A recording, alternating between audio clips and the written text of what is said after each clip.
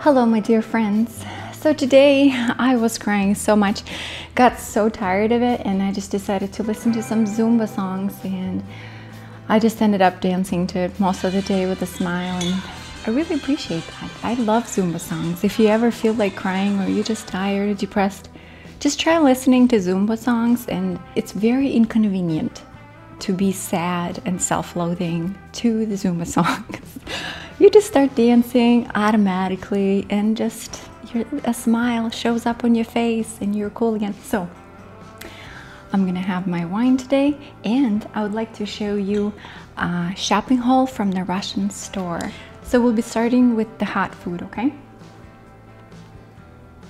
So these are syrniki, and they are like savory cheesecake.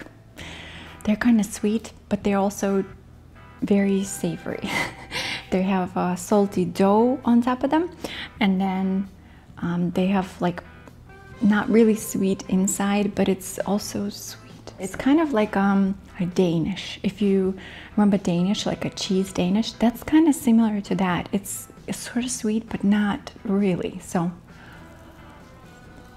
these are usually given to children because it's usually whole milk and it's quite fatty. So I love to eat them because they always remind me of my childhood. Pretty much most Russian foods I get because they remind me of my childhood. Cheers.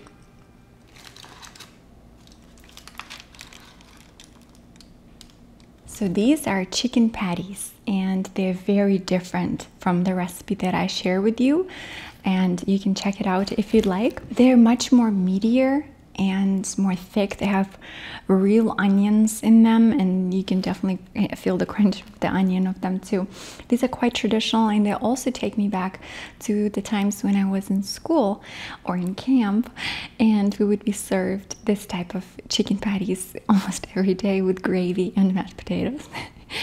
And it's just kind of a happy memory to have, as we call them, stolovsky kotletki. So these are now chicken shish kebabs, and they are such a flavorful dish. I always try to hunt them down. If I do go to a Russian store, 95% of the time it's on Saturday around 1 p.m. Why, you ask me? Because they cook these right in front of you outside.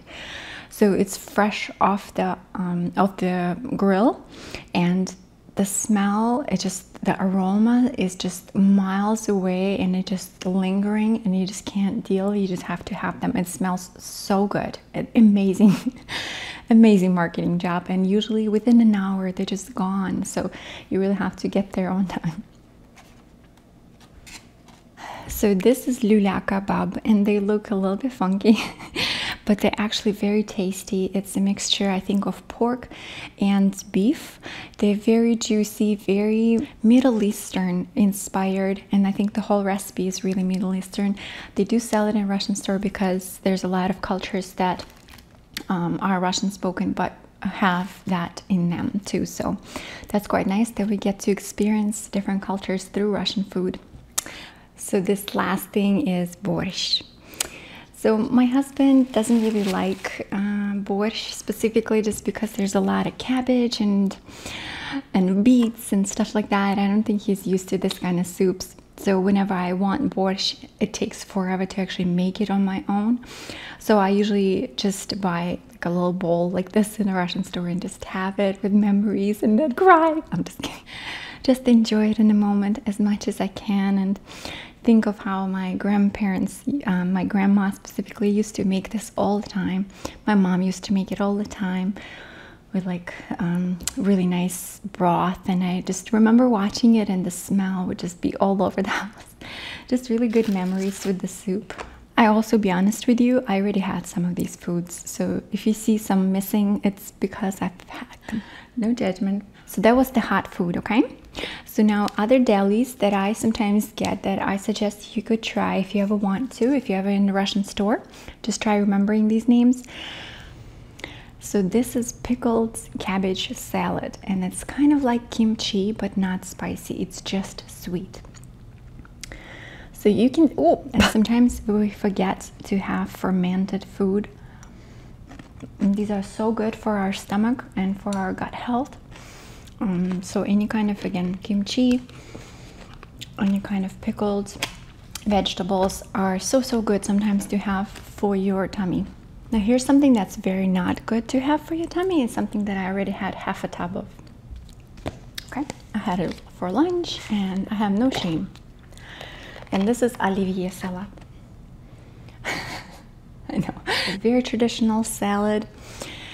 It's not a salad. It's like a potato salad with peas, carrots, eggs, ham, pickles, and other kind of stuff, and all mixed up and dressed with mayo. It's very popular as a traditional salad for Russian holidays. And as I already noted, I eat Russian food for nostalgia, just because it brings me home a little bit. So I eat Olivier if I can. If you are one of those people who enjoys spreads of all kinds on the bread, you might want to look into these kind of spreads, and they're called ikra. There's unlimited amounts of them on the shelves if you ever go to a Russian themed store. I mean, so many, okay? This one is my favorite. It's specifically,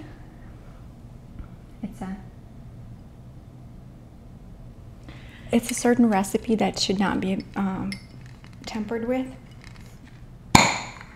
Really need Daryl for this. Oh my gosh. It's a spread, okay? It's a spread that I eat with a fork or a spoon. On bread, of course, it tastes great too, but you know. So this one I'm not gonna open, but it is pickled mushrooms, and these are champignons specifically. Like the specific brand to Krakos, or Krakos. I get their pickles as well. I did get a lot of stuff for okroshka, which is the cold summer soup that I have also shared a recipe with you. And I've got the ingredients to make that too, because it's been so hot. I mean, it's been hundreds, and it's now fires, and you need to fill it up with sparkling mineral water. Anyone will do. I liked this bottle, so I just took this one. I just thought, what a cool bottle. So Mila really loves buckwheat. I usually cook it, we actually had it today. I usually cook it with some onions, carrots, and a little bit of cauliflower, surprisingly. And I mix it half and half with the buckwheat, so it becomes like a vegetable buckwheat grain side. And she really loves it. I usually mix in some pieces of meat in there if she chooses to eat it. So we get a lot of buckwheats, and I usually try to stack up on it. So today I got 3 huge packages like this. Each one has 8 packets. I usually cook 2 packets at a time, and it lasts us like 4 days. Same brand, but this one is for me. Again, taste of childhood. And this is grinded peas. And these are like, I'm assuming that's what you make split pea soup with or something like that. These cook for about 30 minutes on the stove. Same thing, it's bags. This one has 5 bags of them. This package will probably last me a good 6 months. I eat them rarely. If I eat, I'm the only one who's eating them. But same thing, you just boil it in a bag, add some butter, a little bit of salt, pepper. I like to add a little bit, a hint of barbecue, so like smoked paprika. Tastes great. You can add a little bit of turkey breast in there or some kind of barbecue items, and it tastes incredible. Now we're going to talk sugar, okay? Some sweets for you.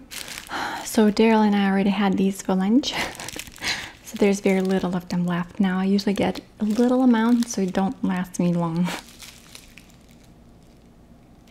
And these are called Lishina. I think it's actually a Ukrainian brand. I remember eating this kind or this candy when I was a kid, and I used to love it. It was my favorite candy, so I get it from time to time. Daryl is in love with it too. It has like a sweet, but not tart sweet. I don't know how to explain it. Sometimes chocolate is way too sweet, and I've noticed a lot of times Russian chocolate is not actually that sweet. It's just chocolatey, but it's not overly sugary. You guys oftentimes ask me where I got my Turkish Delights for the Turkish Delights ASMR video that I did a couple years back, and I got them at this Russian store, guys, and I don't know where else to find them online. I didn't buy them online. It's this specific store that has them stacked, and you can sample them, or you can get them pre-cut, or you can get them in little sausages. So I don't know how to help you with that.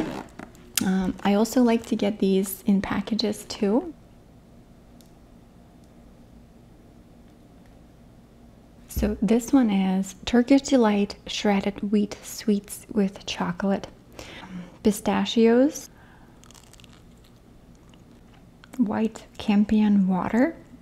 Same thing, they are a treat. So they're a sweet treat, but they're not sugary. So this one's coconut hazelnut. Ooh, these are so soft. They seem like marshmallow. They really are not. They're more like meringue, but like soft meringue. So these are hazelnut and coconut, and I legit taste a little bit of smokiness, almost like a roasted hazelnut. Very, very pleasant.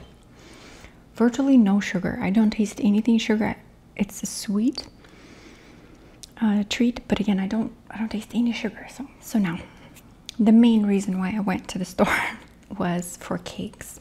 So Russian cakes is like crack. Like, I'm serious. Like, if you've tried Russian cakes, you're done with other cakes. They're just the shit. Literally, they're so good, so tasty. So this was our wedding cake, because we did not want anything else but this, because we needed a moment to enjoy this cake in peace, and that was our wedding cake. We did not even think about anything else but this. It's called bird milk. No idea why. It has nothing to do with it. In other places, I've learned that it's called a log cake, because it's actually in the shape of log like this. And it's just a lot of condensed milk and just different chocolate. I don't know, I'll show you.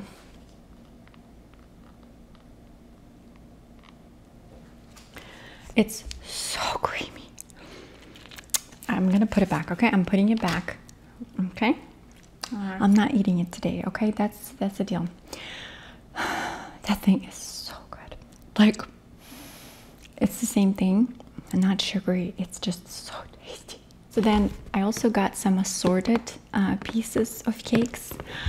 Again, I prefer to get like small pieces of cakes, like multiple different ones, instead of one big cake. So the first one I'm going to show you is called Snickers. And if you're ever in a Russian store and you have a chance to try Snickers anything, it's like triple goodness of Snickers bar, but in a cake shape. So it's amazing. It's very hip in Russia. In the last like 10 years, in the last 5 to 10 years, Snickers cakes have been it, and like nobody wants to move on. Everybody loves them. It's extremely sweet. It's so good. Okay, I hope you could see this. I'm afraid it's gonna slide out, so I'm trying to be careful. And then this one is my personal favorite, but Daryl does like it from time to time too. Sour cream cake with plums. I know, right? So it's more like prunes, really. And there's some nuts. I'll show you. So there's a layer of prunes right here. Here you see a layer of, I think, peanuts, I believe, of some kind. And there's a lot of different stacked of cream in between the cake itself. And then it's topped with, I think, also plum or a prune. And obviously poured over with chocolate glaze. And the kick of it is, again, it's made with sour cream, so it's just a different feel for the cake. But really, it's just it has a little bit of a flair of, again, sourness, but just like, if you think about, again, whipped sweet sour cream. Does it make sense to you? So thank you so much for joining me today. I hope you have enjoyed this entertainment show of my shopping grocery list. And cheers. I love you guys. Thank you so much for watching.